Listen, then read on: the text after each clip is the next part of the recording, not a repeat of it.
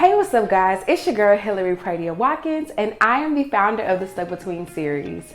The Stuck Between series is a creative content platform that helps millennials get through the phases of life that make us feel stuck. So today we're going to be talking about how much does a Spain study abroad trip cost. Y'all, I spent so much money on this trip and it definitely was worth it, but I want to give you guys a breakdown of what it costs, because if you're thinking about going on a study abroad trip or you're thinking about going to Spain on your own immersion trip, I want to kind of give you some tips on things that you could possibly be factoring into the cost, so that way when you pull your budget together, honey, you are prepared. So let's get into today's video. How much should a Spain study abroad trip cost? Stay tuned. Alright, so today I'm going to go from the most expensive thing to the least expensive thing on my list. So the very first thing that I spent my money on was the application fee to go to my study abroad trip. I coordinated this trip alongside my school. You guys know that I'm in graduate school. I graduate in December. Holla at me, okay? So I graduate in December and I took my study abroad trip with my school, Houston Baptist University. Now, you had to pay an application fee in order to get started, and then the total trip was about $3,200. Now, this trip included 4 weeks of school, but it was 80 hours in the classroom. So it covered tuition, it covered living with the host family, so it covered room and board, it covered my host family, or my host mom in particular, cooking my meals. So it included 3 meals a day. Also any snacks that I wanted from their home, I could freely have. So it included all my food. It also included my host family washing my clothes as well. And lastly, it included 3 cultural activities a week. So we had a huge excursion on the weekend, and then 2 times a week we would do something within the city to help us understand and learn more about the culture. So $3,200, 4 weeks of study in Spain. So it covered the study abroad trip basics. So next, the second most expensive thing was airfare. So I went through this company called ASAP Tickets, and I talked to a travel agent over the phone and he helped me book my trip. So I went from Houston to Frankfurt. I had a 2-hour layover in Frankfurt, and then from Frankfurt to Santiago de Compostela, and then I did my trip there. And then I wanted to take a trip to Barcelona. So I went from Santiago de Compostela to Barcelona. And then travel tip, when you're in Europe, it's cheaper to purchase flights from their airlines, and it's also cheaper to book when you get there as well. So I decided to book some travel when I got there. So there's gonna be a break between Barcelona and Madrid. I did not take that trip with the $1,700 that I spent on airfare. I bought that trip separately. So I went from Barcelona to Madrid, separate from this trip that I booked, and then I went from Madrid to Frankfurt and I did a 2-day layover there, and then from Frankfurt back to Houston. So all of those flights was about $1,700, or a little bit less, and then I also got the travel insurance, which was about $100. So that's all included in $1,700. So going to Spain, going to Germany, doing a trip to Barcelona in there was a total of about $1,700. So next, extracurricular activities, stuff that I wanted to do for fun.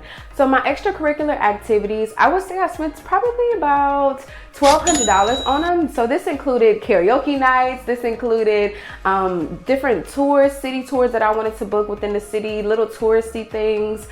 This included me going out to eat separate from my host family's house. It really included a lot of just things that I wanted to do in the city to have fun and learn more about the city. So I spent about $1,200 on that.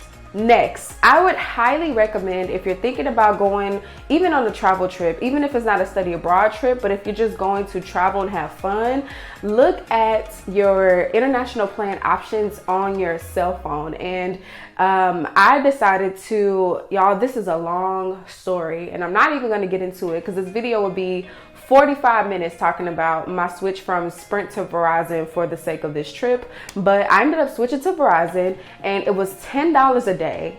And so I was there for 35 days. So you do the math, $350 plus $10 times $10 a day. You do the math, honey. It was expensive. So next time, what I'm going to do is look on Amazon, probably buy a chip to put in my phone. And I think I found some of those on Amazon for about like $50 to $60. And it gives you a certain amount of text messages. It gives you a certain amount of minutes. But pretty much before you decide to use the travel plan on your cell phone device, I would recommend just looking into other options, maybe buying a chip, looking on Amazon, buying a phone when you get there. That was really one of the most expensive things and kind of one of my regrets. So just be careful if you're using your own cell phone and check your international plan before you go. So I also did a Amazon travel haul. I watched so many travel haul videos and there's just certain products that I really love. And so I decided to do an Amazon travel haul, and I probably spent about over $300 on the stuff that I bought from Amazon, but they made my trip more comfortable. And if you guys want me to do a travel haul and talk about the things that I purchased, I can definitely do the travel haul, but I'll link in the description box below some of the things that I bought from that travel haul as well. But I will say, when I got on the plane, the stuff that I got from my travel haul really did help me, and it made me more comfortable in Spain as well. So again, if you guys want me to do that video, I definitely don't mind doing that. Just let me know in the comments below or send me a message on IG. Tell me something, honey, because I want to know what you guys want to watch. So I would say, again, I spent about $300 on a travel haul. The next thing that I spent money on is transportation. Now, I probably spent about $400 on transportation. And what I mean by that is paying for those bus rides in the city. They may be €2 or €3 at a time each way. So I spent money on buses. I took a day trip. So I went to A Coruña, which is about like an hour, I think hour and a half from Santiago de Compostela. So that was a train. So I took the train there. That was a cost. Certain cities like Barcelona doesn't have Uber, so I had to get taxis, and I feel like taxis are more expensive than Uber rides. So spending money on taxis in Barcelona, that was expensive. Also, Madrid has Uber, and those Uber rides were kind of expensive as well. And then taking a taxi to and from the airport, that was expensive. So overall, my transportation cost was about $400. Again, I was there for 35 days. And also in Portugal, they have Uber as well. So I paid for Uber there, but Uber is really cheap there. I don't know what they got going on in Portugal, but it was really affordable in Portugal. So overall, I spent about $400 on transportation. Next, I spent money on a wardrobe. Now, I didn't buy a whole lot of stuff, but I did buy a few things. So I would say I bought some stuff just to make me feel cute when I went. And if you guys want me to talk about how I packed and certain things that my packing style, so I wouldn't take over 50 pounds when I went to Spain, I could talk to you guys more about that as well. But I probably spent maybe about $200, maybe $250 on clothing. So I bought a few items before I left. I bought like a smaller bag. I bought a beautiful dress that would not make me hot as I'm walking around, but was still cute enough if I wanted to like go out in this dress. I bought a few comfortable sandals. When I got to Spain, I bought a beach bag because I didn't have a beach bag. I didn't bring my huge beach bag that I had here at home, so I wanted to buy a small beach bag. So I spent money on different little things, but I didn't spend a whole lot of money on clothing. And also, just a side note, if you're a curvy girl, if you're a plus size girl, you may not find clothes in Europe that fit you. So don't necessarily count on clothes fitting you in Europe, because you may not find a whole lot of things that may fit. I know me, as of today, right now, I'm a size 14. And so when I went to Europe, I didn't find as many clothing items as I wanted to. And I saw a lot of cute stuff, but I just didn't find a whole lot of things. So stores like Primark had clothes that was my size and I could fit things. And I actually bought a couple of cute things from there, but not a lot of the stores fit me in Europe. So I didn't buy a whole lot of clothes when I went there. The next thing that was on my list, getting down to the bottom of my budget. So one of the things that I had to pay for was an updated passport. Now, I did have a passport before I left, but since I got married, I changed my name, and so I had to get a passport. And one of the things that I did not know is that if you don't have a headshot, then you have to pay for that when you go get your passport. So I believe my passport was somewhere around $160, but I had to pay $15 for them to take a headshot picture of me as well. So that was probably about $200. Next, currency exchange. Y'all, so when I went to Spain, I went to my bank. I bank with Chase. I also bank with a credit union too, but my credit union could not give me currency. So I went to Chase and I got some currency exchange. So I went to Spain with I think I got about like $750 exchanged before I went. And then when I went there, at the airport, I probably got another 500 exchanged when I went. So currency exchange is something that I did factor into my budget. I can't recall what the exchange rate was from Chase, but that was something that I had to factor into my budget as well. And I will say I had about anywhere from $1,300 to $1,400 for spending money when I went. Personal toiletries. So because I was in Spain for, not just Spain, but I went to 3 different countries in about 35 days, I needed to take full-size products. So, and I didn't trust that I could purchase products when I got there. Child, I got eczema.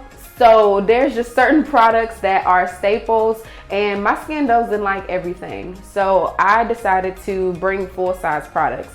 So I decided to get all my feminine products that I would normally use. I decided to get like travel makeup because I feel like makeup that I wanted to take abroad, I didn't want to risk the expensive makeup that I love for that to break. So I did put together like my travel makeup bag, and that was a cost, of course. I just wanted to take, like I said, full-size things. So paying for toiletries, I probably spent about $150 on getting all the products that I love. And also, I wanted to make sure that I got my skincare, because when you're in those different elements that are not your native elements, child, they can mess with your skin. So I wanted to make sure that I got my skin products, my facial cleansers, my moisturizers, my toner, all of that. I got that down packed. So before I went, I was like, I am good. So I probably spent, like I said, about $100 to $150 on that. So my grand total was somewhere around $8,000 to $9,000, maybe a little bit over $9,000. But my trip, I bought a lot of stuff to make me comfortable, and everybody's not like that. You know, everybody doesn't have to have certain products. Everybody doesn't have to have just certain things. I know for me, somewhere I could have cut cost was my cell phone plan. It cost a lot of money. That's pretty much the only place where I would say that I could have cut out cost. I wouldn't have done anything differently as far as with my budget. I felt like I had a really good time. I didn't live it up. I didn't buy, you know, a $1,200 bag. I didn't do any of that. I just had, you know, have fun in moderation, and I, you know, budgeted according to what I wanted to do. And I made sure that I had experiences that were affordable, but would maximize my time being there. All right, guys, as you can see, there's a lot that goes into planning a study abroad Spain experience. So if you guys want me to talk about anything else in the next video, please comment below and let me know what else you want me to talk about. I'll go into depth about your specific questions or things that you're curious about going to a study abroad trip to Spain, or even if you're not going to study abroad, if you're going abroad for an extended period of time. I have some experience in that, so I can definitely share that with you in an upcoming video. Thank you so much for watching until the end. Make sure you press that subscribe button, and I'll see you guys in the next video.